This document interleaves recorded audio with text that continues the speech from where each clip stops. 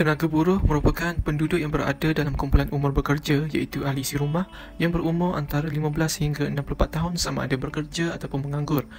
Pada tahun 2019, tenaga buruh luar bandar hanya mencakupi 20% iaitu berjumlah 3,116,000 berbanding dengan tenaga buruh bandar iaitu 12,415,000 yang bersamaan 80%.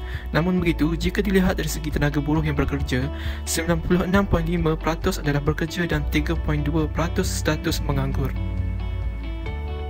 Hal ini juga dapat dilihat pada bilangan siswazah luar bandar yang menganggur pada tahun itu, yang mana 10.6 ribu siswazah lelaki sama ada diploma dan ijazah yang menganggur, dan begitu juga yang berlaku kepada 16,000 siswazah perempuan. Siswazah luar bandar menyumbang kepada 5.7% pengangguran. Bagi taburan peratus penduduk bekerja mengikut industri, sebilangan besar tenaga buruh luar bandar terlibat dalam sektor pertanian, perhutanan dan perikanan iaitu sebanyak 37% berbanding tenaga buruh bandar yang hanya 3.4%. Manakala hanya sebilangan kecil tenaga buruh luar bandar yang terlibat dengan aktiviti hak tanah iaitu hanya 0.1%. Sejumlah 884.6 ribu golongan lelaki luar bandar berada dalam sektor pertanian, perhutanan dan perikanan, manakala hanya 249.6 ribu dalam kalangan wanita.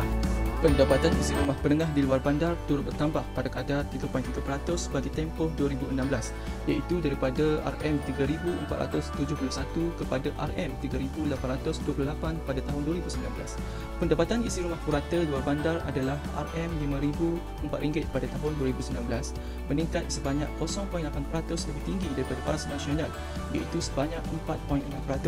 Selain daripada pendapatan purata dan penengah, pendapatan antara strata juga boleh dikaji daripada perspektif kelas pendapatan isi rumah.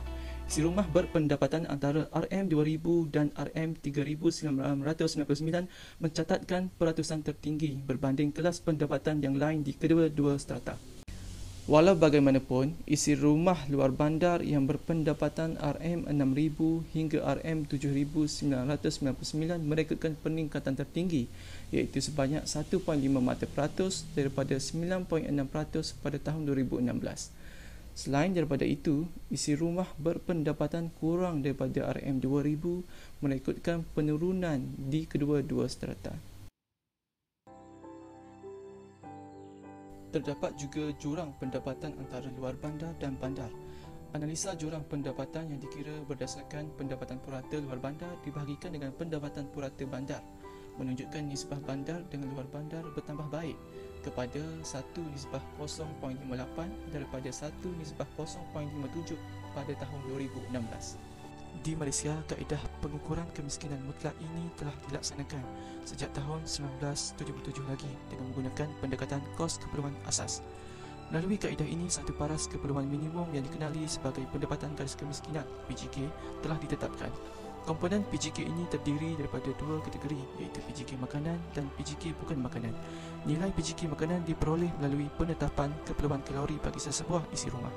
Nilai PGK bukan makanan pula ditentukan berdasarkan kepada corak perbelanjaan dan keperluan asas isi rumah berpendapatan rendah yang diperoleh melalui survei perbelanjaan isi rumah HES.